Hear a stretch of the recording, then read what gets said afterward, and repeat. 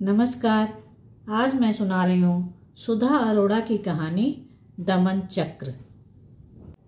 मुझे अपने बचपन की बहुत कम बातें याद है। बाबा बताया करते थे कि हमारा बचपन घर से ज़्यादा इस पार्क में बीता है। सुबह, दोपहर, शाम, हर वक्त घर से गायब। हम दोनों हमेशा पार्क में पाए जाते थे। मुझे बस इतना भर याद है कि मुझ में तब गुस्सा बहुत था और मैं जब तब दामू को पीटती रहती थी। वह मार खाकर भी माँ, बाबा, दादी किसी से मेरी शिकायत नहीं करता था और चुपचाप सहमा सा मेरी ओर देखता रहता था। उसके बदन का पोर पोर दर्द कर रहा होता और वह फिर से मेरे पीछे लग लेता। शुरू से ही वह एक मोरगिल्ला सा 1.5 हड्डी का लड़का था। चश्मा लगाने के बाद वह और भी मासूम दिखाई देता था।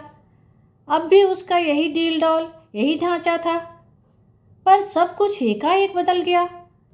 अपनी इसी रंगत में दामू अचानक एकदम सख्त और अक्खर लड़का बन गया था। मुझे दीदी कहना तो उसने तभी बंद कर दिया था जब उसकी आवाज़ बदलनी शुरू हुई थी और वह फटे बांस सी खरखराती आवाज़ में बोलता था, जिससे मुझे बहुत खीज होती थी। अब वह मुझसे बिना संबोधन के बात करता था। जाने कब कैसे हम दोनों में एक गहरी दुश्मनी पैदा हो गई थी। उसकी नुकीली उठी हुई ठुड्डी, पिचके हुए गालों की उभरी हुई हड्डियां और मोटे कांच वाला चश्मा सब मेरी बर्दाश्त के बाहर थे। जब वह गुस्से में बोलता हुआ मुंह से थूक के छींटे उछालता था, मेरा मन होता था उसका कॉलर पकड़कर उसे दरवाजे के बाहर धकेल दूं। वह भी मुझे पसंद नहीं करता, यह जाहिर था। बिना किसी कारण के जिस तरह वह मुझे निगल जाने वाली नज़रों से देखता था, मैं दूसरी ओर मुंह घुमा लेती थी। पर इन 3 दिनों में उसके घर न लौटने से न जाने क्यों पिछली सारी बातें वक्त बेवक्त आकर सामने खड़े हो जाती हैं। हालांकि हर साल दुर्गा पूजा के दिनों में हफ्ता हफ्ता घर से गायब रहना मामूली बात थी। बाबा ने तो इन 3 दिनों में कभी पूछा नहीं कि दामू कहाँ है, पर रोज़ पार्क से गुजरते हुए मैं ठिठक जाती हूँ। कोई फायदा नहीं, पर मन होता है कि एक बार बीती हुई बातों का नक्शा फैलाकर खोजूं कि कहाँ सब कुछ इस तरह गलत हो गया। पार्क के फाटक से निकलते ही सामने वाले फुटपाथ पर हमारे मकान का दरवाज़ा है। इस पार्क से होकर आने में रास्ता छोटा पड़ता है, बस यह शॉर्टकट नहीं बदला और यह मकान नहीं बदला। बाबा की शादी हुई थी और वह अपनी नई नवेली दुल्हन को इसी दरवाजे से भीतर ले गए थे। सुनते हैं तब इस मोहल्ले के लोग हर शनिवार की सुबह अपने दरवाजे पर खड़े रहते थे कि आनंद चक्रवर्ती की बहू काली मंदिर पूजा के लिए जाएगी। दादी थी कि अपनी गोरी चिट्टी सुंदर बहू को घर से बाहर निकलने नहीं देती थी। और 2 साल पहले जब माँ की अर्थी इसी दरवाजे से निकली थी, खटिया पर हड्डियों का ढांचा था, चादर पर 2-4 सलवटों से बाहर निकलती हुई गर्दन पर धसी हुई आंखें और उभरे हुए दांत। अर्थी देखकर किसी ने कहा था, आदमी तो जिंदगी भर क्लर्क का क्लर्क ही रहा। 3 बेटियों की कमाई पर घर चलाया है बुढ़िया ने। 3 बेटियों ने माँ बाबा को दान दहेज से बचा लिया और अपनी मर्जी से शादी करके इस दरवाजे से जो बाहर निकली, फिर पीछे मुड़कर उन्होंने नहीं देखा। अच्छा हुआ माँ तभी चली गई। चौथी बेटी की कमाई की शर्म उन्हें नहीं उठानी पड़ी और न ही अपने इकलौते सबसे लाडले बेटे दामू की हाजिर जवाबी का सामना उन्हें करना पड़ा, जो उनकी धुंधलाती हुई आंखों की आखिरी उम्मीद था। बाबा माँ के मरने के बाद और समझदार हो गए थे। अपनी बीमारी पर उन्हें खीज नहीं होती थी, बल्कि हर चीज के प्रति उनमें एक उदार दृष्टि आ गई थी। एक ही बात को लेकर वह मुझे भी उतने ही ठोस तर्कों से समझाते थे और दामू को भी, और दोनों को अपनी अपनी गलती का एहसास करवा देते थे। पर पिछले 2 महीनों से वह कुछ ढीले से हो गए थे, एक ही बिस्तर पर लेटे लेटे उदास और पस्त। आज ताला खोलते वक्त मेरे हाथ कांप रहे हैं। नहीं, बाबा की फिक्र नहीं। शुरू में अपना यह कार्यक्रम बहुत घातक, बहुत क्रूर लगता था कि बीमार बाप को ताला बंद करके लड़की अपनी नौकरी पर चली जाती है। तब मैं लौटती थी तो दूर से ही यह मनाते हुए कि दरवाज़ा खुला हो, दामू लौट आया हो। दामू तब इतना गैर जिम्मेदार भी नहीं था। अब तो इस ताले की दूसरी चाबी भी उसके क्लब की दुर्गा पूजा के महोत्सव में पूजा के साथ सामानों में कहीं खो गई होगी। अब घर से जाते वक्त यह मालूम होता है कि इन 6-7 घंटों में बाबा को किसी चीज़ की ज़रूरत नहीं होगी। दरवाज़ा खोलते हुए पहले की तरह यह दहशत नहीं होती कि कहीं बाबा के होठ खुले हुए न हो, आंखें छत पर टिकी न हो। उस कोने की ओर डरते डरते मैं देखती थी। अब दरवाज़ा खोलते ही यह भांप लेती हूँ कि खटिया से घुटी हुई सांसों की आवाज़ आ रही है। बाबा सो रहे हैं। रात भर उन्हें नींद नहीं आती। अब तो यही नियम सा बन गया है कि वह मेरे जाने के बाद ही सोते हैं। इस वक्त उनका सोना मेरे लिए बहुत सुविधाजनक रहता है। पता नहीं उन्होंने मेरे अनुसार यह आदत डाल ली है या सचमुच वह रात को सो नहीं पाते। इस उम्र और बीमारी में आदमी बहुत गुस्सैल, बहुत चिड़चिड़ा हो जाता है, पर बाबा और ज़्यादा सहनशील, अंतर्मुखी हो गए हैं। बस उनकी एक ही आदत है जिससे मैं बौखला जाती हूँ। उठते ही कहेंगे, सामने से अखबार ले आ, खबरें पढ़कर सुना, या ट्रांजिस्टर चला दे, खबरें आ रही होंगी।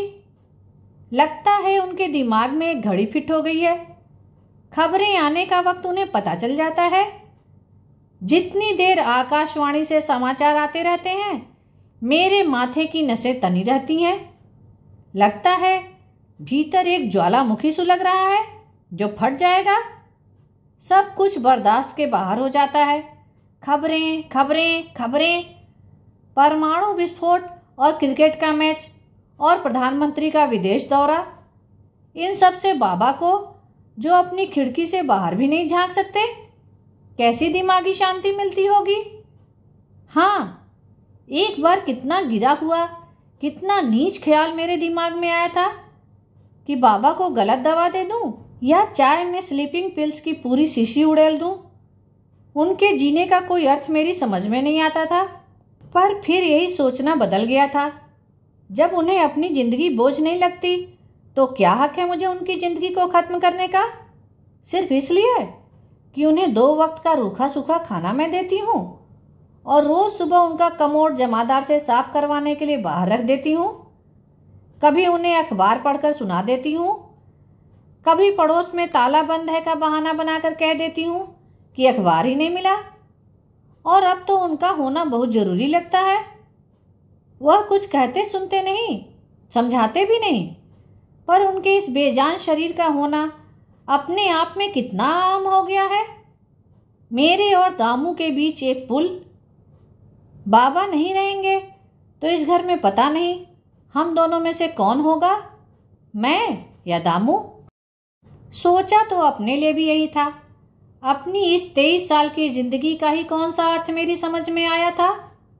रोज बीमार बाप की सेवा टहल और अपने आवारा निकम्मे भाई से 2-4 कड़ी बातें सुनना। काम के नाम पर यह भी कभी इस कभी उस कंपनी की चीज़ों के नमूने झोले में डालकर दरवाजे दरवाजे घूमना और एक ही रटा रटाया पाठ सबके सामने सुना देना। कभी किसी दरवाजे से यह सुनना कि माफ़ करो, इस वक्त हमें फुर्सत नहीं है।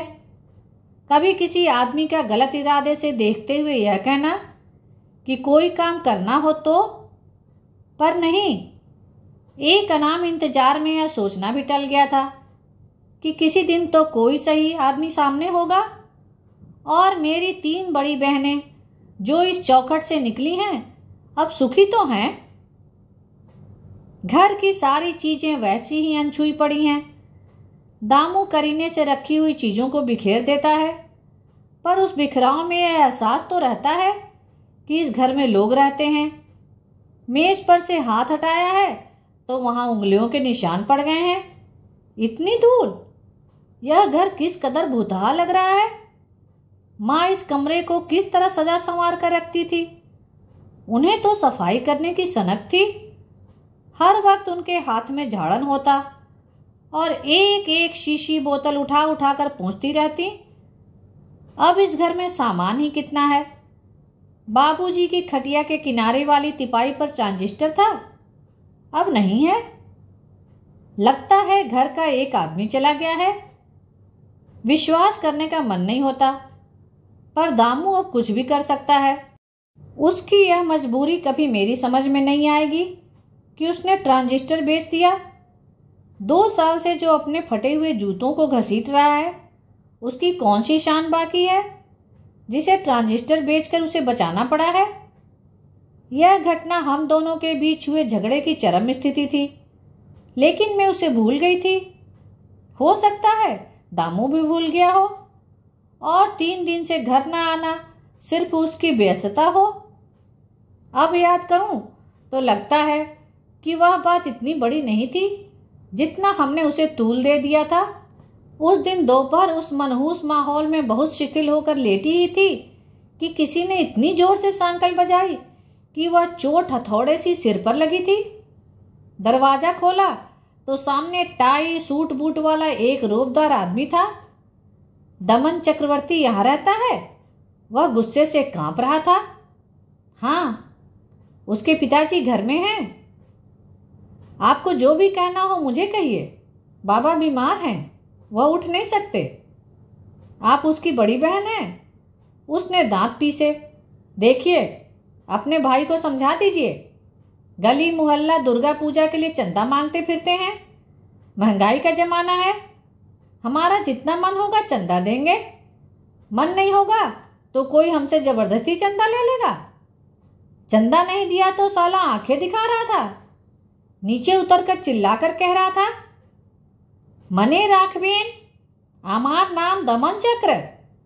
आप लोग अपने घर के लड़कों को समझाते नहीं। आज उससे कह देना उसने कुछ गड़बड़ की तो मेरी बहुत बड़ी फैक्ट्री है, साले को गुंडों से पिटवा दूंगा। होश ठिकाने आ जाएंगे साहबजादे के। हो, हमार नाम दमन चक्र। मैं क्या कहती। पास पड़ोस के लोग इकट्ठे हो गए थे। सामने वाले घर से अम्मा जी अपनी ऐनक संभालती हुई आई। दामू के लिए कह रिया था। दामू तो साक्षात कृष्ण महाराज हो रिया है। लोग उलाहने ले लेकर आवे। कितना अच्छा लड़का था अपना दामू।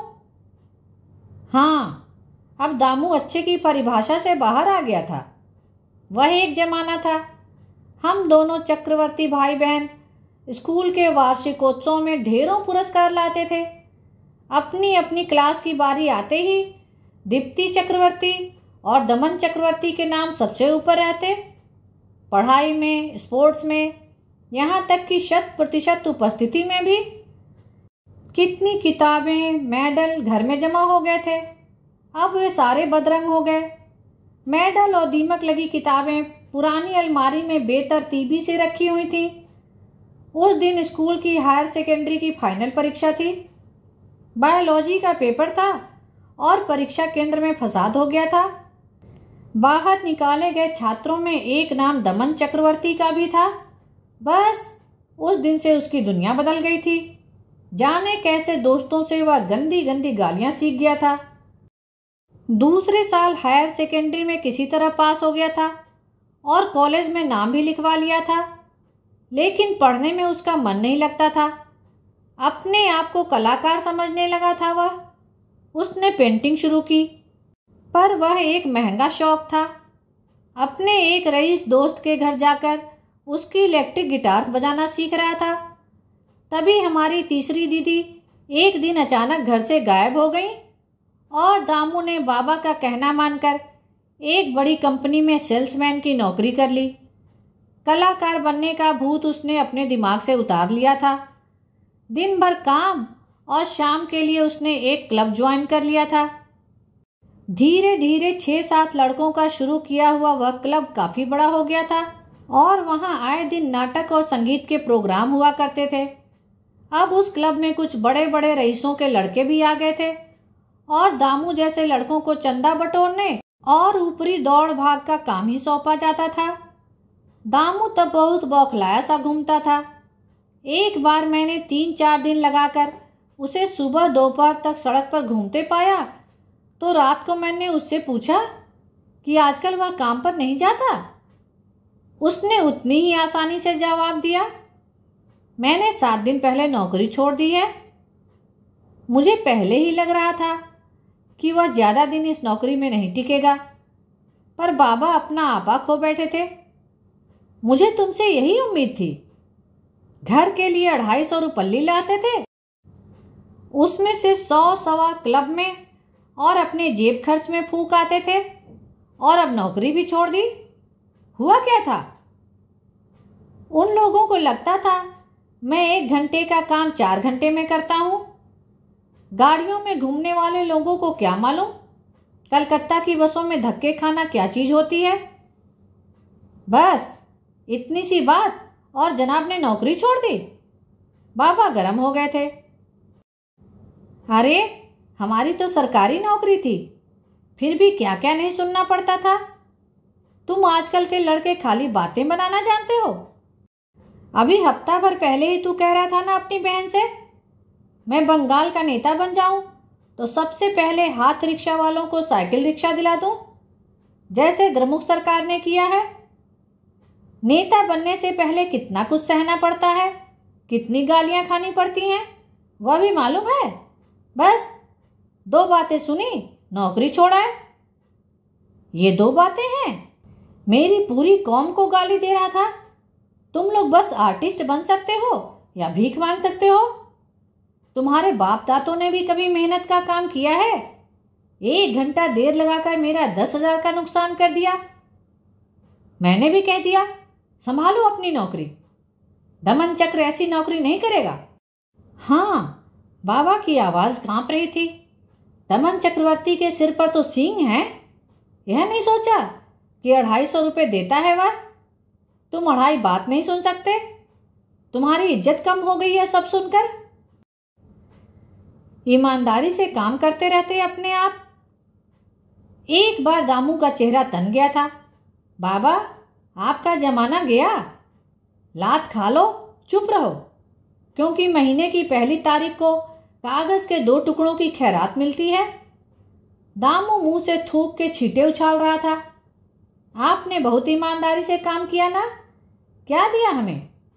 यही एक घर, या बगैर रंग रोगन का एक कमरा, जहां सुबह उठकर आधा घंटा पेशाब रोककर खड़े रहना पड़ता है क्योंकि नीचे क्यू लगी रहती है।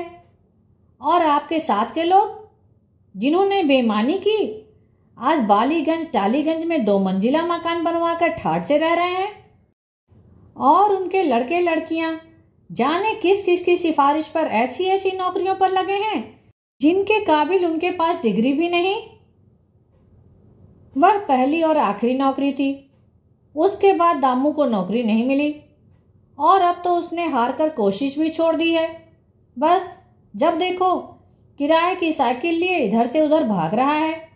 क्लब के लिए चंदा उगाना, पंडाल सजाने वालों को खुद सारे डिजाइन समझाना, लाउड स्पीकर लगाकर नए से नए रविंद्र संगीत के रिकॉर्ड बटोरते रहना। हर तरफ से यह कोशिश कि उस मोहल्ले की पूजा सबसे अलग, सबसे कलात्मक हो। दुर्गा पूजा खत्म होने के बाद महीने भर वह इतना उदास और लावारिस घूमता था जैसे किसी अपने की मौत हो गई हो। एक बार वह कुछ ज्यादा ही जुटा हुआ था, न खाने के सुध न पहनने की। जब से नौकरी छूटी थी वह बाबा से आंखें चुराने लगा था। अब तो बाबा खुद ही उसे कुछ नहीं कहते थे, पर वह न घर का खाना ठीक से खाता था न चैन से सो पाता था। एक दिन सुबह मेरे काम पर जाने से पहले वह मेरे सामने आकर खड़ा हो गया था। मुझे 25 रुपये चाहिए। वह नीचे देख रहा था, पर यह साफ था कि वह रात भर सोया नहीं है। क्या लेना है? पूजा के लिए चंदा चाहिए। चंदा? वाह, अब घर वालों से भी चंदा मांगने लगे। इस बार लोगों ने पहले की तरह चंदा नहीं दिया है। हमें 4,000 का फौरन इंतजाम करना है।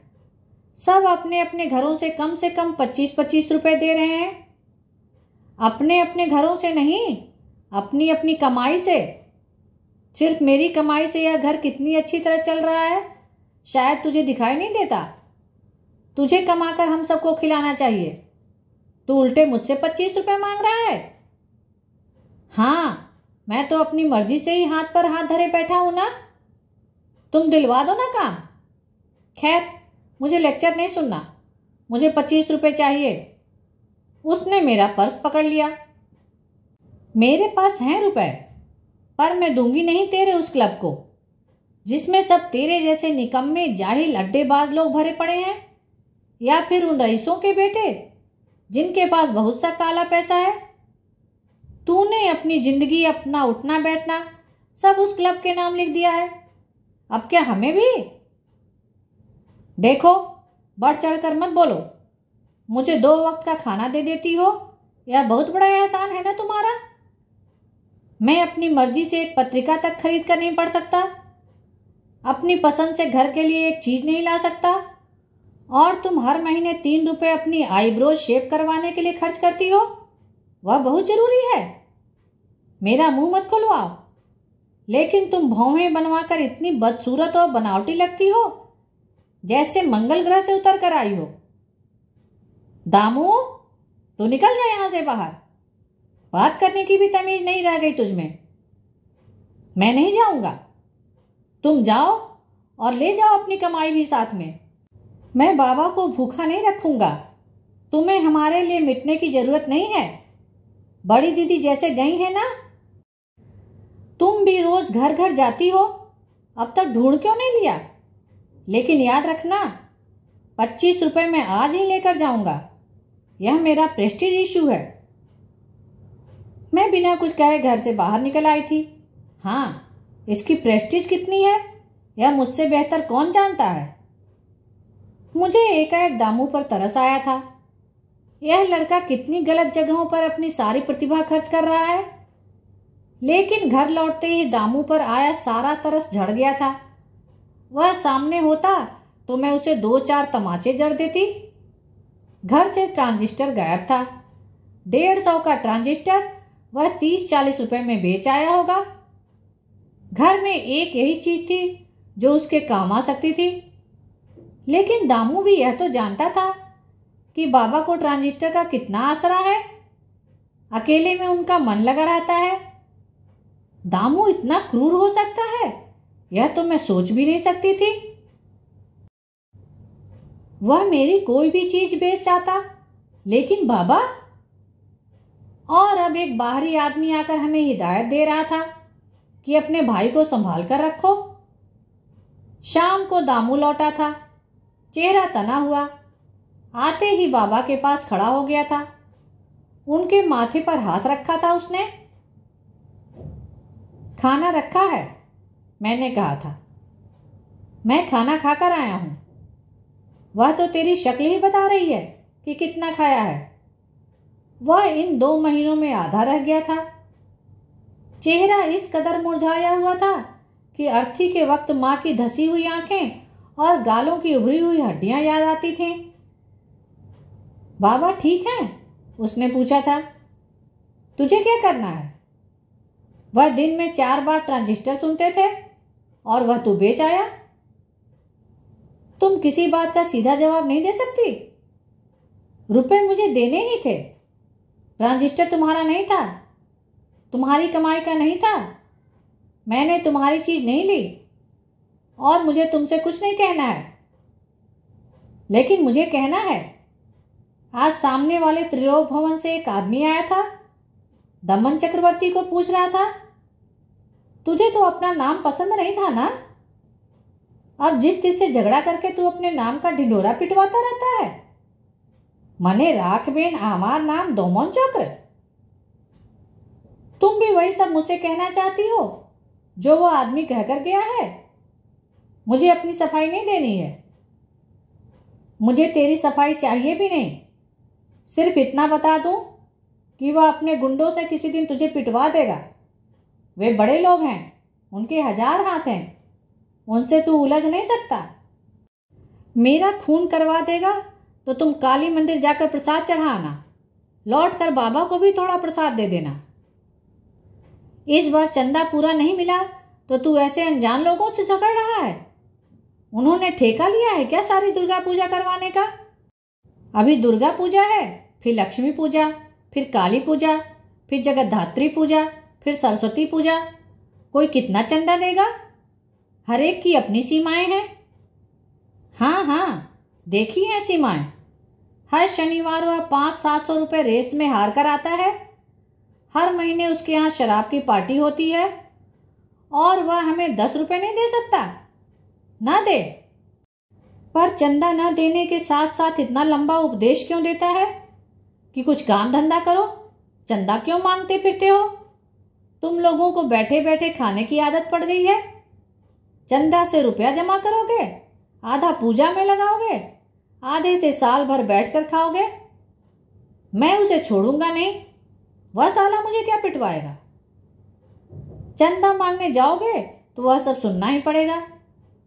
इसी बित्ते भर के मोहल्ले में 10-10 जगह पंडाल लगे हैं। 10 लोग चंदा लेने के लिए सिर पर आकर खड़े होते हैं। मुझे तो आज तक समझ में नहीं आया, जिन गलियों में इतनी गरीबी पल रही है वहां हजारों का खर्च सिर्फ बिजली और सजावट पर करने से क्या मिलता है। इन सबको एंजॉय तो वही करते हैं ना जो छुट्टी मनाने घूमने निकलते हैं। भूखा आदमी इन सजावटों से अपना पेट तो नहीं भर सकता। तुम लोगों के लिए तो दुर्गा पूजा मनाना, टीम टाम करना एक हॉबी है, ढकोसला है, बस, इससे ज्यादा कुछ नहीं। इतना पैसा बटोर कर उन्हें क्यों नहीं बांट देते जिन्हें सचमुच इनकी जरूरत है। हाँ, 2 दिन अच्छा खा लेंगे, पहन लेंगे, फिर वही भूख। साल भर हम इस भूख से, गरीबी से लड़ने की ताकत यहीं से लेते हैं। हमें मानसिक शांति मिलती है, पर यह सब तुम्हारी समझ में नहीं आएगा। अच्छा, तुझे सचमुच मानसिक शांति मिलती है? मुझे नहीं मालूम था कि तू इतना बड़ा आस्तिक हो गया है। तू तो ईश्वर, पूजा, मंदिर कुछ नहीं मानता था। दामू ने जवाब नहीं दिया। वह बाहर जाने लगा तो मैंने पूछा, ट्रांजिस्टर तूने सचमुच बेच दिया क्या? कितने रुपए मिले? मैं जा रहा हूं, कल भी खाना नहीं खाऊंगा। जाने की भी क्या जरूरत है? तब मुझे नहीं लगा था कि उसने मेरा यह आखिरी वाक्य सुना भी है। वह 3 दिनों से घर नहीं लौटा। आज चौथा दिन है। मैंने तो भी बाबा को यह नहीं बताया कि ट्रांजिस्टर विन्नू नहीं ले गया, दामू बेच आया है। बाबा कुछ नहीं करेंगे, बस सूनी सूनी पनियाई आंखें एक तरफ स्थिर कर देंगे। दीपू, यह शायद बाबा ने दूसरी बार मुझे आवाज दी है। आ गई बेटा? कब आई? उनकी आवाज बेतरह कांप रही थी। तनख्वाह मिली? आज तो 28 है बाबा, परसों मिलेगी। अगले महीने जाना है। पता नहीं उनकी आवाज को क्या हो गया है। एक एक शब्द बोलने में जैसे उनकी पूरी ताकत खत्म हो जाती है। जाना है, चलो अच्छा है। बाबा उठने की कोशिश करते हैं। उनकी आवाज सुनकर डर लगता है। मौत के नजदीक पहुंचते हुए आदमी की आवाज क्या इतनी सूनी, इतनी भयावह हो जाती है? कुछ चाहिए बाबा? अखबार है? तभी दरवाजे की सांकल जोर से बजी है। फिर कोई नया आदमी, फिर कोई नया उलाहना, या शायद दामू आ गया है। मैंने झटके के साथ दरवाजा खोल दिया है। नहीं, दामू नहीं लौटा, उसका कोई साथी है। वैसी ही उजड़ी हुई शक्ल, 18-19 साल के नौजवान और सबके एक जैसे पिटे हुए चेहरे। मैं कहने को हुई कि दामू घर में नहीं है, तभी वह एक सांस में बोला, दामू अस्पताल में है सुबह से। क्या? मैं चौंकी हूं। एक न एक तमाशा खड़ा करने की उसकी आदत है। दामू, तू हमें चैन से नहीं रहने देगा। दामू पीजी के इमरजेंसी वार्ड में है। कल रात उसके पेट में बहुत दर्द था। वह कहता रहा डॉक्टर को बुलाने की कोई जरूरत नहीं, ठीक हो जाएगा। सुबह अचानक बहुत बढ़ गया तो अस्पताल ले गए। फूड पॉइजनिंग है शायद। आप अकेले चली जाएंगी? मुझे जरा काम है। वैसे दामू के पास 2 लड़के हैं हमारे। मेरे होठ कांप रहे हैं। नहीं, ऐसा कुछ नहीं होगा। मैंने बाबा को कहा है, अभी बाजार से अखबार लेकर आती हूँ। दरवाज़ा बंद कर ताला लगाया और बाहर आकर रिक्शा लिया। वही हाथ रिक्शा। इस मैन पुलिंग रिक्शे में दामू आज तक एक बार भी नहीं बैठा। कहीं दामू ने खुद कुछ खा तो नहीं लिया? नहीं, यह काम वो कभी नहीं कर सकता। मैंने रिक्शा वाले से तेज चलने को कहा है, पर वह झटके के साथ रुक गया है। सामने लंबा जुलूस है और रास्ता बहुत संकरा है। इतना शोर, इतने बैंड बाजे। आज दशहरा है, दुर्गा की प्रतिमा का विसर्जन। रिक्शा वाले ने एक से कहा है, रास्ता दे दो, अस्पताल जाना है। सड़क के दोनों ओर देखने वालों की भीड़ जमा हो गई है।